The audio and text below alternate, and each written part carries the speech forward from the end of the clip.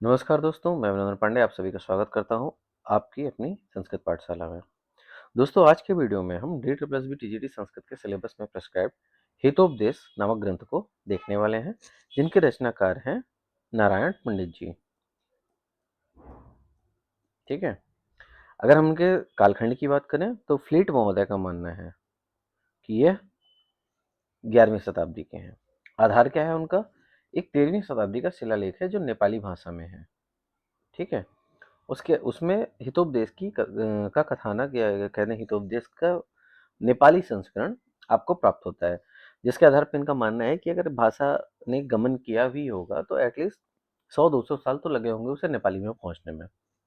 ठीक है, उस समय के हिसाब से, कालखंड के हिसाब से। इसलिए इनका मानना है कि 11वीं शताब्दी में है। और एक हमारे क्या कहते हैं विचारक हैं वाचस्पति गैरोल। इनका मानना है कि यह मतलब नारायण पंडित जी का जो समय होगा वो लगभग 14वीं शताब्दी होगा, अगर हम रचना सौष्ठव की बात करें तो। ठीक है, आगे बढ़ते हैं। अगर हम बात करें इनके कथा वस्तु की तो एक पाटलिपुत्र के राजा हैं सुदर्शन, जो कि अपने अयोग्य पुत्रों से परेशान हैं और चाहते हैं कि उनके पुत्रों को नीति शास्त्र इत्यादि का ज्ञान हो, जिसके लिए वो जाते हैं पंडित विष्णु शर्मा के पास, है ना। पंडित विष्णु शर्मा। और ये पंडित विष्णु शर्मा वही हैं जिन्होंने पंचतंत्र की रचना की है। हालांकि बुक में या टेक्स्ट में ये मेंशन नहीं होता है कि ये वही पंचतंत्र के निर्माता है या पंचतंत्र के रचयिता हैं। ठीक है, पर चूंकि इसका क्या कहते हैं पूरे हितोपदेश का आधार पंचतंत्र है, मुख्य आधार, है ना। आदि भी बहुत सारे ग्रंथ हैं जहाँ से नीति के नियमन लिए गए हैं, पर मुख्यतः पंचतंत्र आधार है। इसलिए हम मानते हैं कि विष्णु शर्मा वही हैं जिन्होंने पंचतंत्र की रचना की है। आपको एक बात याद रखनी है, पंचतंत्र के रचनाकार विष्णु शर्मा हैं और हितोपदेश के रचनाकार नारायण पंडित जी हैं। ठीक है। अच्छा, एक और बात, इसमें क्या कहते हैं जंगली जीवों का विषय वस्तु तो जो है जंगली जीवों का मानवीकरण करके हमें नीति का ज्ञान दिया गया है। ठीक है मित्रों, अब हम देखेंगे श्लोक संख्या 1 से 25 जो हमारे सिलेबस में लगी हुई है। अब हम देखते हैं, पहला हमारा मंगलाचरण है। सिद्धि साध्य सतामस्तु प्रसादत्तस्य धूर्जटे जानवी फेन लेखेव यन मूर्धनि ससिनः कला, है ना। भगवान शिव की आराधना हो रही है, साफ समझ में आ रहा है। कह रहे हैं सिद्धि साध्य मतलब सतामस्तु, सताम मतलब सज्जनों के द्वारा, साध्य प्रसादत्त से धूर्जटे मतलब प्रसादत्त मतलब प्रसाद से। बेहतर होगा हम सबसे पहले इसका अन्वय देख लेते हैं। अन्वय देखेंगे तो हमारा अर्थ बनाने में बहुत आसानी होती है। अन्वय इसका है, यन मूर्धनि शशिनः कला, जिनकी मूर्धा में शशि कला जाह्नवी फेन लेखा इव, है ना। जाह्नवी मतलब गंगा, फेन मतलब जो झाग उठता है, और लेखा मतलब धारा, सॉरी रेखा, है ना। तो चंद्रमा की कला गंगा की फेन की तरह, है ना। चंद्रमा शशिना कला, अगर हम बात करें जाह्नवी फेन लेखा, गंगा के फेन की रेखा की तरह सुशोभित हो रही है, विराजित है। तस्य धूर्जटे, धूर्जटे मतलब भगवान शिव के प्रसादात के कृपा से या की अनुकंपा से, सताम मतलब सज्जनों का साध्य कार्यों में सफलता प्राप्त होती है। ठीक, सीधा सा अर्थ है इसका, जिनके मस्तक पर चंद्रमा की कला गंगा के फेन की रेखा के समान सुशोभित है, उन भगवान शिव की कृपा से सज्जनों के साध्य कार्यों में सफलता प्राप्त हो। ठीक है, अभी अपने ग्रंथ की रचना कर रहे हैं तो उसमें चाहते हैं कि निर्विघ्न रूप से इनका ग्रंथ पूर्ण हो। ठीक है, धूर जटे, धू जटा, धूर जटा, ठीक है, षष्ठी विभक्ति धूर जटे बन जाएगा। जहनु धन अण धन गीस इत जानवी, ठीक है, जनु ऋषि की पुत्री या गंगा। अलंकार चूंकि ससिना कला और जानवी फेन लेखा, इसमें तुलना है तो उपमा अलंकार। छंद है अनुष्टुप। एक विशेष बात मैं बताना चाहता हूँ कि 1 से लेके 25 तक में, है ना, अगर हम श्लोक संख्या 19 और 25 इनको छोड़ दें तो हमारे पास जितनी रचनाएं हैं सब अनुष्टुप छंद में है। श्लोक संख्या 19 और 25 हमारी उपजाति छंद में रचित है। ठीक है। ग्रंथ का प्रयोजन क्या है ये जानना बहुत जरूरी है। श्रुतो हितोपदेशोऽयं पाटवं संस्कृतोक्तिषु वाचाम सर्वत्र वैचित्र्यम नीति विद्याम ददाति च। देखिए, श्रुतो हितोपदेशोऽयं, इस हितोपदेश को सुन के क्या होगा, संस्कृत उक्तिषु पाटवम, संस्कृत बोलने में वाक्पटुता आएगी। वाचाम सर्वत्र वैचित्र्यम, आपकी वाणी में वैचित्रता आएगी। और नीति विद्या प्रदान होगी, नीति विद्या का ज्ञान आपको प्राप्त होगा। ठीक है। अनवय श्रुतम अयम हितोपदेशः, इस हितोपदेश को सुनकर संस्कृतोक्तिषु पाठसम, संस्कृत बोलने में निपुणता। सर्वत्र वाचाम वैचित्र्यम, वाणी में सर्वत्र मतलब हर जगह आपकी वाणी में विचित्रता, विलक्षणता। और नीति विद्या चतुराती, और नीति शास्त्र का ज्ञान, ये आपको प्राप्त होगा। ठीक है। अगर हम इस शॉर्ट में एक वाक्य में रखें तो संस्कृत में वाक्पटुता और नीति ज्ञान प्रदान करता है। आगे देख लेते हैं। हितोपदेश में हमारे गुण संधि है, हित धन उपदेश हितोपदेश। पाटवम हमारा पटु धन अड़ा भावार्थ में बनेगा पाटवम। ददाती हमारा दा धातु लट लकार प्रथम पुरुष एक वचन का रूप है। ठीक है। अब अगला आ जाता है विद्या और धर्म का महत्व। अजर अमरवत प्राज्ञो विद्यामर्थम च चिंतयेत्, है ना। अजर अमरवत प्राज्ञो विद्याम अर्थं च चिंतयेत्। ठीक है। गृहीत इव केसेषु मृत्युना धर्मम आचरित। देखिए, बहुत सुंदर श्लोक है। कह रहा है विद्या के ग्रहण के लिए अजर और अमर ऐसा मान के विद्या और अर्थ का चिंतन या ग्रहण करना चाहिए, संग्रहण करना चाहिए। किंतु धर्म का आचरण हमें इस प्रकार से करना है कि ग्रहीत इव केसेषु, जैसे हमारे बालों को किसने पकड़ रखा हो, मृत्यु ने। किसने पकड़ रखा हो, मृत्यु ने हमारे बालों को पकड़ रखा हो। इस प्रकार से हमें लेके चलना है। मतलब आप विद्या जब आप ग्रहण कर रहे हैं, जो बुद्धिमान पुरुष है वो क्या करता है, विद्या को ऐसा मानता है कि अभी विद्या ग्रहण कर रहा हूँ, धीरे धीरे करके अच्छे से विद्या ग्रहण करूंगा।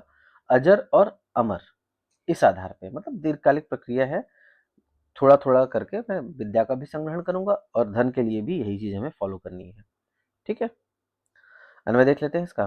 प्राज्ञ है अजर अमरवत अजरामत, है ना। विद्याम अर्थम च चिंतयेत् मृत्युना केसेषु गृहीता इव धर्मम आचरेत्।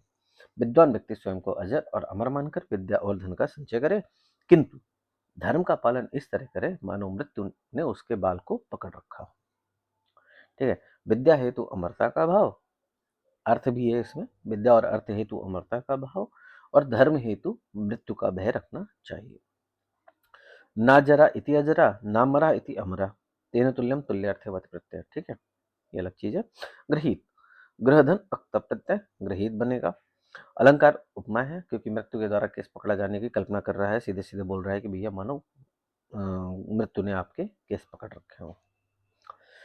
विद्या सर्वश्रेष्ठ धनम, है ना। विद्या जो है हमारा सबसे उत्तम धन है। कैसे, सर्वद्रव्येषु विद्यैव द्रव्यम आहुर अनुत्तमम, है ना। आहार्यत्वाद अनर्घत्वाद अक्षयत्वाद च सर्वदा। देखिए, देखा जाए तो आहार्य नचौरहार्यम, अनर्घत्वाद विनष्ट नहीं होने वाली, और अक्षय तत्वाद। ठीक है। ये तीन चीजें हैं विद्या धन की प्रधानता। आपको एक श्लोक इसका याद होगा, न चौर्यार्यम न राजहार्यम न प्रातवाज्यम न चबारकाय वै कृते वर्धते एव नित्यम विद्याधनम सर्वधनम प्रधानम। तो वैसा ही है। ठीक है। अन्वय देख लेते हैं इसका। सर्वदा आहार्यता मतलब हरण नहीं किया जा सकता। अनर्घत्वात्, आप इसका मूल्यांकन नहीं कर सकते, आप इसका एक निश्चित मूल्य नहीं दे सकते। भाई जिसके पास जिसको जैसी आवश्यकता होगी वो विद्या का वैसा मूल्य बताएगा। अक्षयत्वात्, अक्षयत्वात् मतलब क्षय नहीं होने वाली। सर्वेषु सर्वद्रव्येषु, सभी द्रव्यों में, हाँ सभी प्रकार के द्रव्यों में, विद्या एवं, विद्या ही अनुत्तमम द्रव्यम, क्या है, सर्वश्रेष्ठ, उत्तम से भी ऊपर, ऐसा कहा गया है। आहु इति आहु, या ऐसा माना जाता है। ठीक है। आहु एव, ये हमारा निपात है। जिसे चुराया ना जा सके, जिसका मूल्य ना आंका जा सके, और जो खर्च करने पर भी कम ना हो, वही सर्वश्रेष्ठ धन विद्या है। ठीक है। विद्या सभी धनों में, क्योंकि अविनाशी और अमूल्य है। अब हम आते हैं आहार्यत्वात्। न हार्यम नहीं तत्पुरुष, आहार्य त्व प्रत्यय पंचमी व्यक्ति, आहार्यत्वात् यह शब्द बनेगा। अनुत्तमः अनुत्तमम सॉरी ना अस्ति उत्तमम यस्मात्, जिसके समान कोई उत्तम ना हो, अर्थात विद्या तो बहुब्रीहि। विद्या और भाग, ठीक है, ये महत्वपूर्ण हमारा श्लोक है। संयोजयति विद्येव नीचगापि नरम सरित समुद्रमेव दुधुर्षम नृपम भाग्य मथापरम, है ना। संयोजयति विद्येव, विद्या के साथ संयोजन होने पर नीचगापि नरम सरित समुद्रमेव दुधुर्षम नृपम भाग्य मथापरम, ठीक है। तो अभी हम इसको छोड़ देते हैं। अभी नीचगापि मतलब नीचे की ओर बहने वाली, ठीक है, कौन, सरित, नदी। तो नीचे की ओर बहने वाली नदी, नरम, यहाँ पे नरम का मतलब आप पुरुष मत ले लीजिएगा, यहाँ पे तिनके से है। किससे है? तिनके से, तृण से है, ठीक है। समुद्र में वो दुधर्षम, विशाल समुद्र में जाके मिल जाता है। हाँ, इसके अतिरिक्त नृपा भाग्य मतः पर, जो नृप है ना, राजा से जिस प्रकार नीचे जाने वाली सरिता में गिरा हुआ तिनका, है ना, नीचे की ओर चलने वाली नदी में गिरा हुआ तिनका विशाल समुद्र से मिल जाता है, उसी प्रकार जो नर है वो नृप से मिल जाता है। किससे मिल जाता है? नृप से। तो देखा जाए तो यहाँ पे नरम में दो अर्थ निकल रहे हैं, एक तो पुरुष और दूसरा तिनका, ठीक है, दो अर्थ ये निकल गए। तो श्लेष भी प्राप्त हो गया हमारा, श्लेष अलंकार भी हमको यहाँ पे देखने को मिल रहा है, ठीक है। इसके अतिरिक्त तिनके की तुलना, तिनका मनुष्य के समान है, सरित विद्या के समान है, विद्या, और समुद्र राजा के समान है। तो उपमा अलंकार भी दिख रही है, ठीक है। अच्छा, उपमा अलंकार भी देखने के पश्चात कह रहा है भाग्य मतः परम, अतः परम, वो तो परम भाग की बात है कि क्या स्थिति रहती है ना। बाकी सब चीजें तो किसके, भाग्य के ऊपर है। अन्य में देख लेते हैं, नीचे का आप सरित नरम त्रिणादिकम दोषम समुद्रम इव विद्या एव नरम नृपम संयोजति अतः परम भाग्य। कह रहा है जिस प्रकार नीचे की ओर बहने वाली नदी साधारण वस्तु को समुद्र तक पहुंचा देती है, वैसे ही विद्या साधारण मनुष्य को राजा तक पहुंचा देती है। आगे की सफलता भाग्य पर निर्भर है, ठीक है। मतलब विद्या मनुष्य को राजा के पास पहुंचाती है और उसकी उन्नति उसके भाग्य से है, फिर वो उसकी मर्जी है। नीचगाह, व्याकरण देख लेता है, नीच धनगम और ड प्रत्यांत नीचगाह बनेगा। दुदोर्षम, दुखेन दर्शितुम सक्यम, है ना, दुखेन दर्शितुम सक्यम, तो कल प्रत्यांत दुदोर्षम बन जाएगा। अगला महत्वपूर्ण श्लोक है विद्या ददाति विनयम विनयाद्याति पात्रताम पात्रत्वात् धनमाप्नोति धनार्धसत् तत्सुखम। यहाँ धनार्ध है ना, रीफ ऊपर है, निमिष है। चलिए, विद्या ददाति विनय, सबको पता है हम सबको कि विद्या विनय देती है, और जब विनय आपके अंदर विनम्रता होती है तो उससे आपके अंदर पात्रता आती है, और पात्रता आने पर आपको धन की प्राप्ति होती है, और धन से आप सुख को प्राप्त करते हैं, ठीक है। सीधा है, चार है, विद्या विनयम ददाति विनयात पात्रताम याति पात्रत्वात् धनम आपनोति धनात् धर्मम तत्सुख। भाई आपके पास धन है, धन से आप धर्म करेंगे और धर्म से सुख, ठीक है। विद्या से विनम्रता आती है, विनम्रता से योग्यता, योग्यता से धन, और धन से धर्म, और धर्म से सुख मिलता है, ठीक है। तो अर्थात देखा जाए तो विद्या क्या है? विद्या हमारी मूल जड़ है, विद्या हमारी मूल जड़ है, किसकी? सुख की। चलिए, व्याकरण देख लेते हैं, पात्रताम पात्र धन तल प्रत्यय, ठीक है, तल प्रत्यय का प्रयोग है पात्रता। आपनोति, आप धातु लट लकार, आपनोति बनेगा, ठीक है। शस्त्र और शास्त्र विद्या, ये हमारा आज का आखिरी श्लोक होने वाला है, इसे हम देख लेते हैं। इसके बाद आगे का विषय हम अगले वीडियो में करेंगे। विद्या शस्त्रस्य शास्त्रस्य द्वय विद्ये प्रतिपत्तये, है ना। आद्या हास्याय वृद्धत्वे, द्वितीया आद्रियते सदा, ठीक है, द्वितीया आद्रियते सदा। तोड़ दीजिएगा तो बहुत आसानी से अर्थ आप निकाल लेंगे। विद्या शस्त्रस्य शास्त्रस्य, विद्या शस्त्र और शास्त्र दो प्रकार की होती है, दो विधाएं हैं विद्या की, एक शस्त्र विद्या है और एक शास्त्र विद्या है।